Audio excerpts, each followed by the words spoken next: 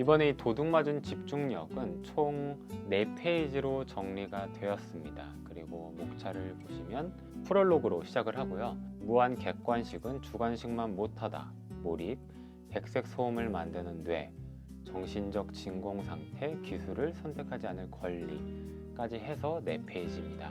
바로 들어가 볼게요.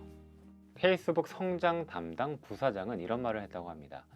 페이스북이 너무 부정적인 영향을 미치기 때문에 내 아이에게는 이 쓰레기를 사용하지 못하게 한다. 또 아이폰 공동 개발자도 이런 말을 했대요. 우리가 세상에 뭘 내보낸 거지? 사람들의 뇌를 날려버리고 재설정할 수 있는 핵폭탄을 내보낸 건 아닐까? 라는 말을 했다고 합니다.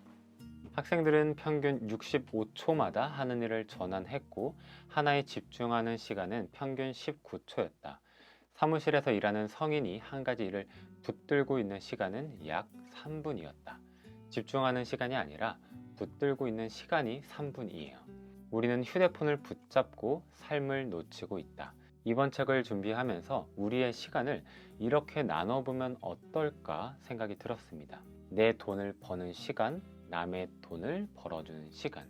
우리가 하루에 24시간 깨어있는 시간 중에 하는 활동들이 있잖아요. 그것을 두 가지로 나눠보는 거죠.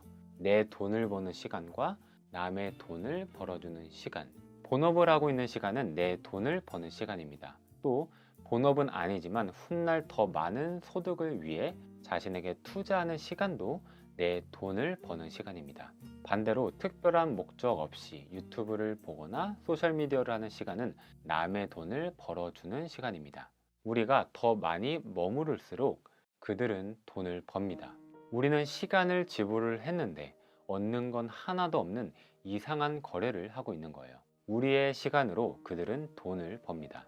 그래서 그들의 목적은 마치 우리의 시간을 어떻게 하면 더 뺏을 수 있을까 하는 것처럼 느껴지기도 합니다. 이 책은 핸드폰이 문제가 아니라고 합니다. 거대한 세력, 시스템이 문제라고 말합니다. 알고리즘, 감시 자본주의, 무한 스크롤과 같은 우리가 한번 핸드폰을 들여다보면 쉽게 내려놓지 못하게 만드는 이 거대한 세력과 시스템이 더 큰 문제라고 이야기하고 있습니다. 사실 근데 따지고 보면 각자의 일에 충실하고 있는 거예요. 실리콘밸리에서 일하는 직원들이 어떻게 하면 더 많은 접속을 이끌어내고 머무르는 시간을 늘릴 수 있을까 고민하는 게 그들의 일이잖아요. 그들은 자신의 일을 열심히 하는 것 뿐입니다. 문제는 그 기술을 소비하는 우리가 정작 우리의 일을 못하는 게 문제인 거죠. 우리가 그 시스템이나 관계자들을 욕할 수 있을까요? 우리가 나아가야 할 방향은 우리가 스스로 절제하고 통제해야 한다라는 것입니다. 대중교통의 발달, 그리고 엘리베이터와 에스컬레이터까지 생각을 해보면 우리는 거의 걷지 않게 되었습니다. 기술이 발달하면서 환경이 바뀌었고 자연스럽게 우리의 운동량은 줄어들고 평균 체중은 증가했습니다. 그렇다고 해서 우리가 기술자들을 욕할 수 있을까요? 세상에는 점점 더 좋은 기술들이 나올 겁니다. 그리고 우리는 그 기술을 이용하는 위치에 있습니다. 모든 기술은 우리를 위해 존재합니다. 그런데 우리가 이 기술에 지배받기 시작하면 문제가 생겨요. 우리에게는 점점 선택지가 많아질 겁니다. 우리가 기억해야 할 것은 선택하지 않을 권리입니다. 지하철을 이용하다 보면 에스컬레이터가 있음에도 일부러 계단을 이용하는 분들이 꽤 많습니다. 선택하지 않을 권리를 행사한 것입니다. 배달 문화의 활성화, 점점 더 다양해지는 패스트푸드 브랜드, 점점 더 수준이 높아지는 냉동식품, 이렇게 점점 달라지는 문화, 환경에 의해서 우리는 많은 영향을 받습니다.